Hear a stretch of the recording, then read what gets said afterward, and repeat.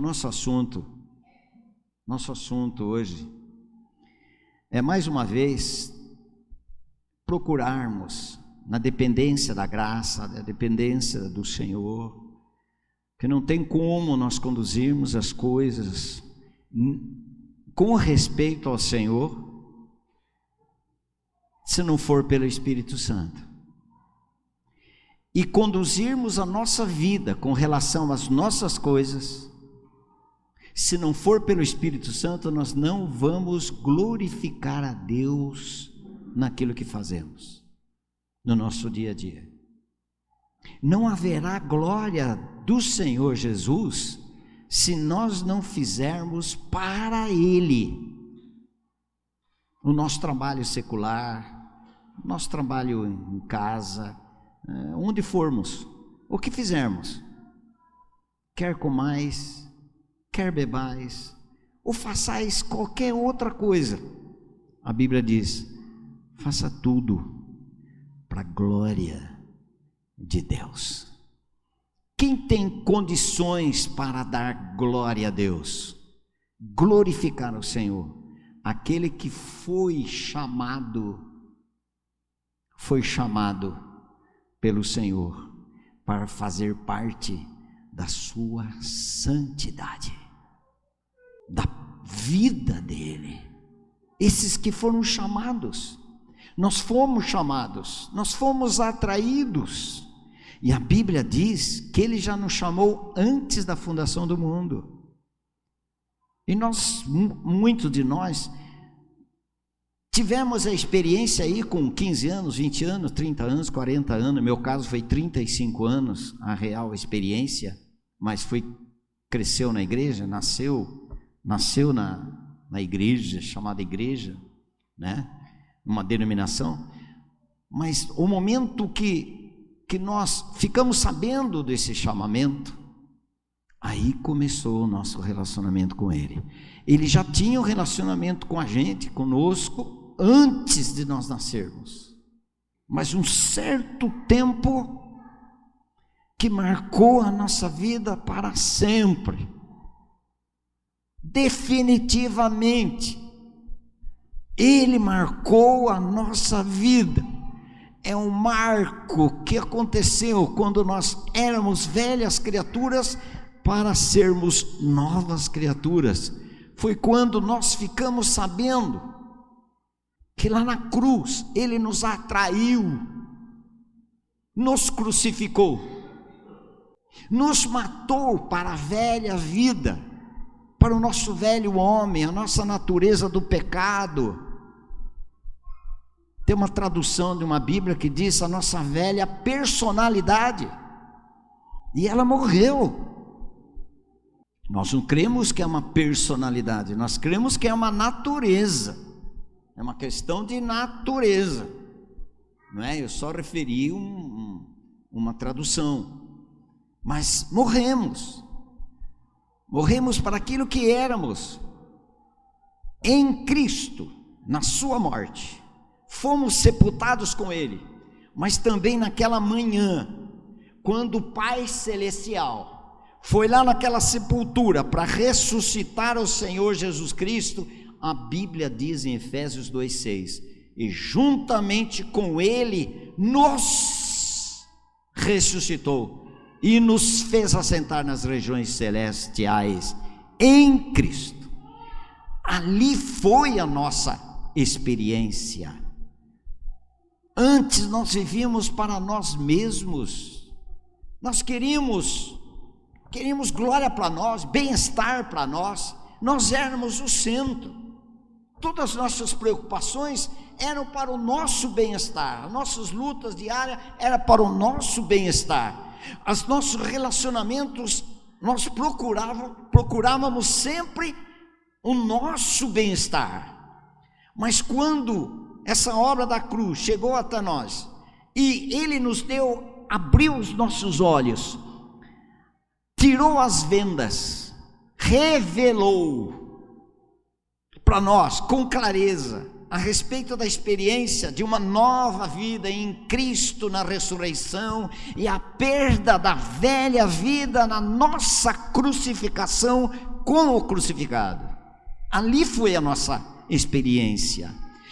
A partir daí, a palavra de Deus diz, abra lá em 2 Coríntios, começou ali a nossa experiência de relacionamento com Ele. 2 Coríntios capítulo 5, versículo 15, capítulo 5, versículo 15, ele diz assim: e Ele morreu por todos, para que os que vivem, antes nós estávamos mortos para Deus, em nossos delitos e pecados, conforme Efésios 2:1, mas agora que Ele nos vivificou, nos deu vida, vida de Cristo no nosso interior, Ele diz assim: e Ele morreu por todos, para os que vivem, não vivam mais para si mesmo, procurando os seus próprios interesses, mas para aquele, agora eles vivem para aquele que por eles morreu e ressuscitou.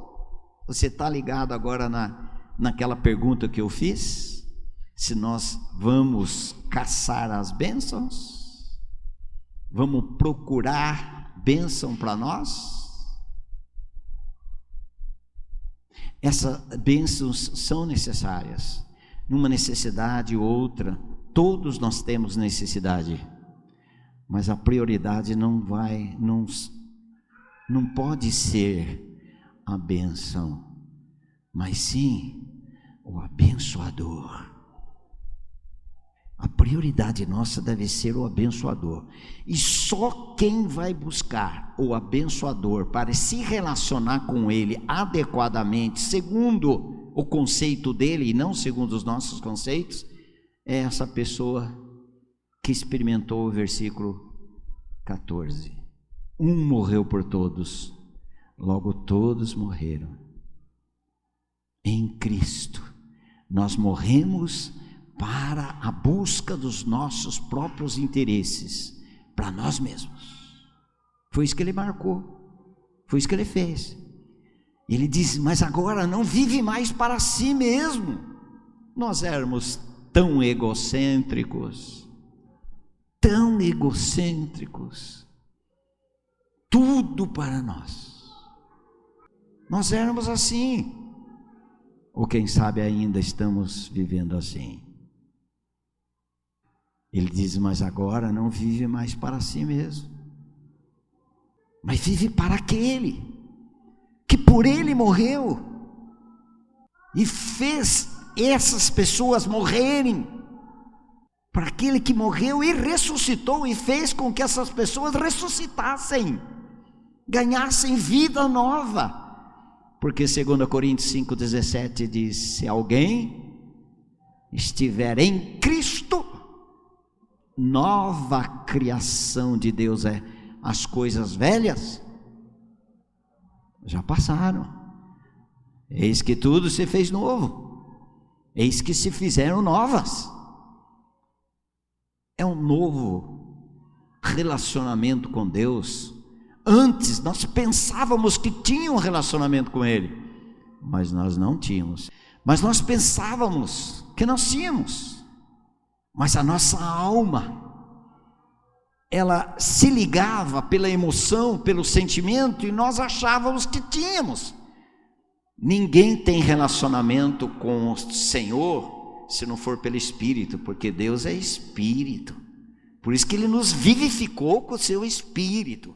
Por isso que Ele nos fez participantes agora da vida do Espírito Santo, para ter relacionamento com Ele. Somente quem foi feito nova criatura, ele pode se relacionar com Deus, de fato e de verdade. Senão, ele não se relaciona pelo sentimento, pela mente, pela emoção.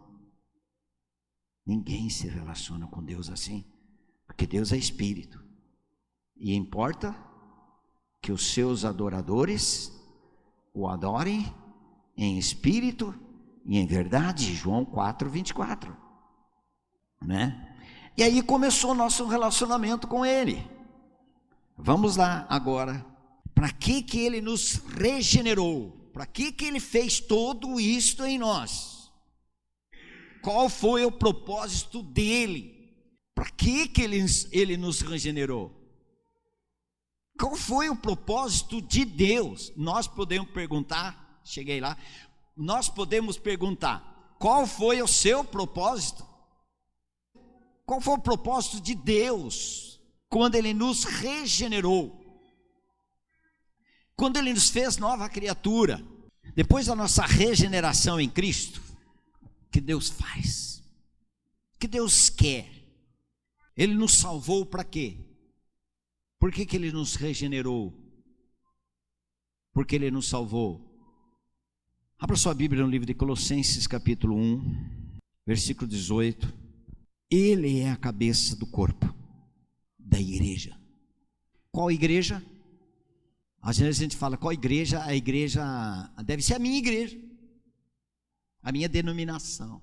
Denominação é uma coisa, igreja é outra. Tem denominações que não tem nada a ver com a igreja.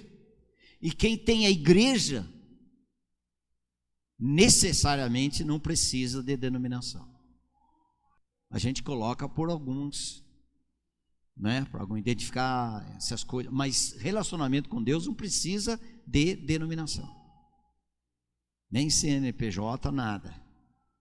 A igreja é composta dos salvos, dos regenerados, daqueles que foram feitos novas criaturas, não importa a denominação. Não importa a denominação.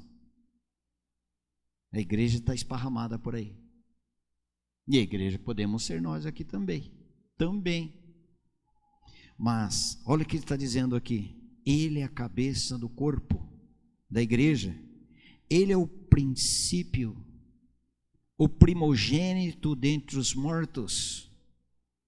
É o primeiro que nasceu dos mortos.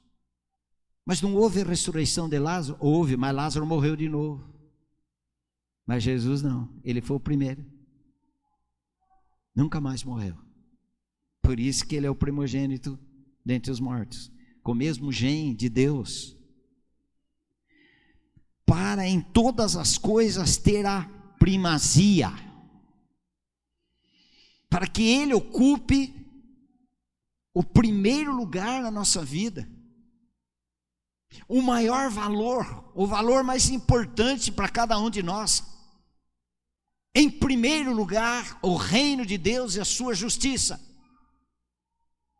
Ele ser a razão maior da nossa vida, a razão de viver para a família, para filho. Claro, isso é tudo legítimo e maravilhoso. Que bom é o marido e a esposa viver dedicado à sua família, é bênção.